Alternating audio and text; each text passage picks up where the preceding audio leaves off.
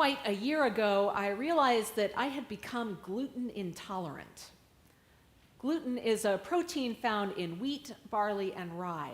It's a long, skinny molecule that has to be broken down by bacteria in the gut. And when your body can't digest it, it sits in your intestines and ferments, causing some unpleasant effects. I'll spare you the details. Suffice it to say that digestive upset was keeping me awake at night, and I noticed it was worse after having bread or pasta for dinner. There's no test for food intolerances. You have to try eliminating various things from your diet and see what helps. So I decided to try eating gluten-free. The GI distress got better immediately and was gone within a week or 10 days. About 3 months later, I noticed that I wasn't coming up with the wrong word or feeling thick-headed nearly as much as I had been. My mind was like a camera coming into focus. It turns out gluten intolerance can also cause brain fog. I went to a workshop on perimenopause, a word I am sure no other rector of St. John's has ever uttered in this pulpit. And I learned that the hormonal changes women go through in their 40s can affect the microbiome in the gut. It's not unusual for women my age to develop food intolerances. I feel great since going off gluten, but I miss bread. Gluten-free bread is mostly terrible. It doesn't taste like wheat bread, the texture's off, I don't like eating it. I miss tearing into a baguette, that contrast of crunching crust and interior crumb.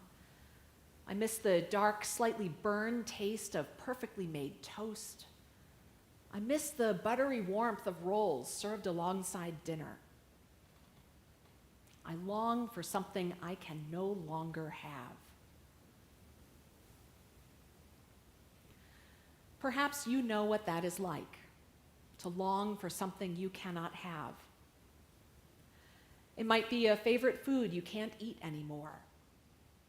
Maybe it's one more hug from a loved one who has died, or a body or mind that work the way they used to.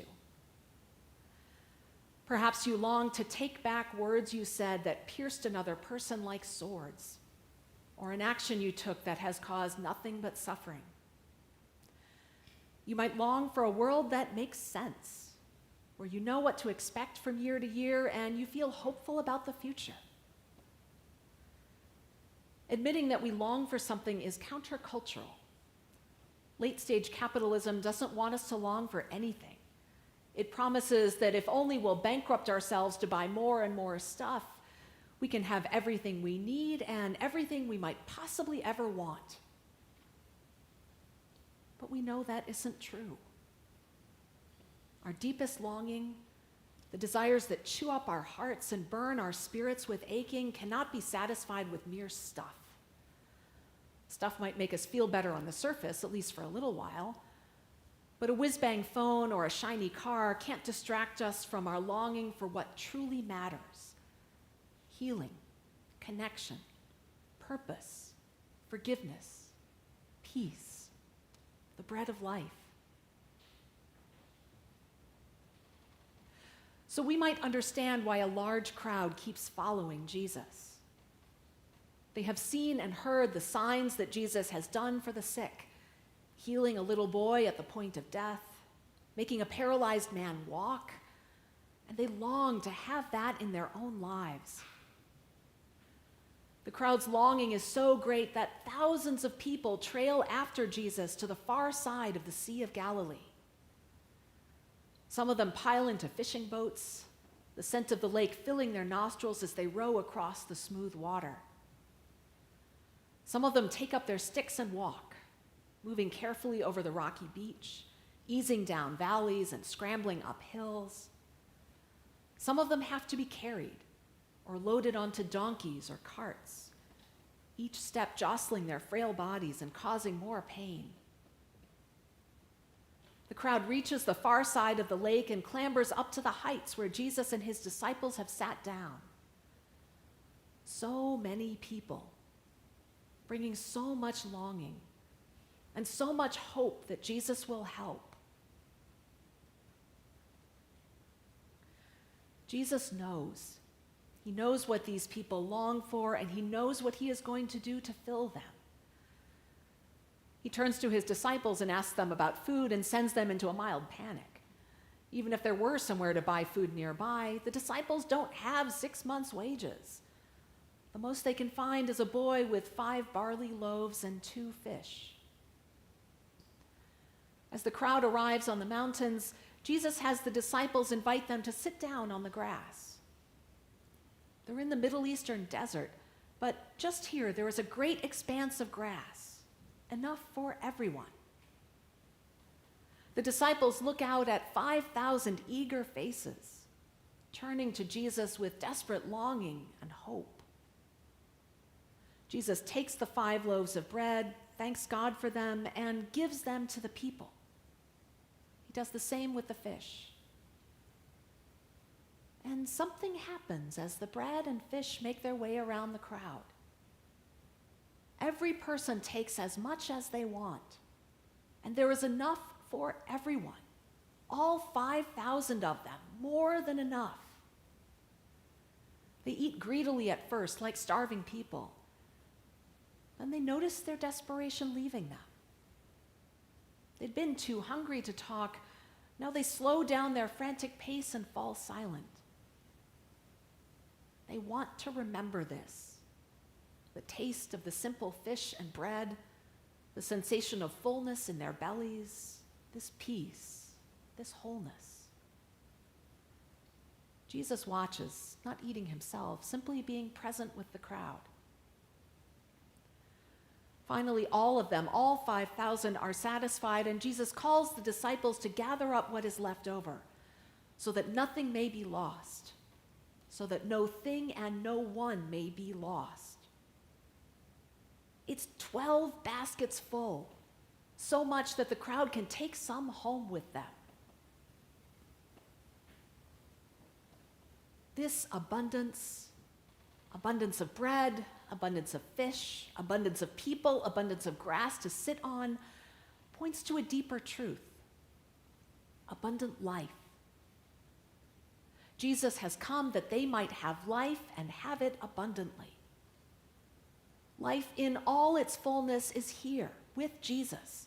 It's available to anyone who is in relationship with Jesus. Longing has brought these people all these miles across the lake to Jesus. And whatever these people are longing for, healing, connection, purpose, forgiveness, peace, bread, they have found it in Jesus.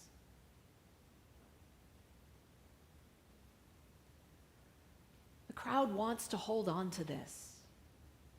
Their world is ruled by forces of chaos and oppression. The people want to replace their bad shepherds with the good shepherd. They want to make Jesus king. But Jesus didn't come to be king. He came to give abundant life. Try to make him into what he isn't, and he withdraws. But come to him with longing, cry out to him in fear, and he says, I am. Don't be afraid. I am. I have come that you may have life and have it abundantly. Abide in me, be in relationship with me, and I will transform you. Because I am God's creative power and energy in human flesh, and I have come to be with you.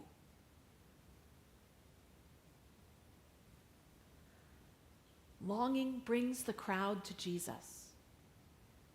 The deepest desires of their hearts are holy, because that longing draws them to Jesus. And they go home fulfilled, not with everything they want, not with Jesus as king, but satisfied with bread and fish, with healing, wholeness, and peace. The crowd finds what the wedding guests at Cana and the Samaritan woman at the well and the dying little boy and the paralyzed man found before them, that with Jesus there is more than enough. There is abundance, life-changing, sustaining abundance.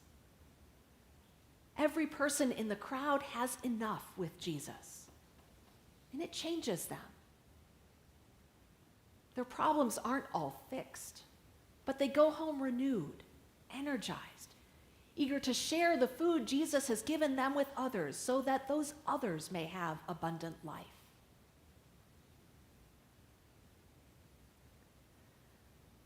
Today and for the next 4 Sundays, we are hearing from the 6th chapter of the Gospel of John, in which Jesus says, "I am the bread of life." A few minutes ago, I told you that I'm gluten intolerant. I'm aware of the irony, I assure you. And perhaps your deepest longing feels just as hopeless. Yet God reminds us that with God, all things are possible. Jesus, who multiplied bread and fish, who walked on water, who died and rose again, specializes in making a way out of no way, because he is the way.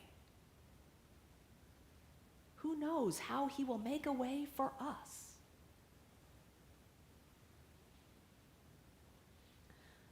Longing is holy when it draws us to Jesus. So whatever you long for, whatever the deepest, most desperate desire of your heart is, I invite you to join the crowd as it clambers up the heights to where Jesus and his disciples have sat down. Take your seat on the wide expanse of grass. Look on with hope as the boy comes forward with his 5 loaves of bread and 2 fish, as Jesus gives thanks to God for this food and shares it with you. Feel the weight of the bread as Jesus places it in your hand. Taste the mild freshness of the fish as you chew it. Notice what happens as the bread Jesus provides fills you. Let the wonder wash over you as you realize how satisfied you are and how much is left. Wrap up your portion of bread and consider who you will share it with. For Jesus has come that we may have life and have it abundantly. And when we abide in him, all our longing is satisfied.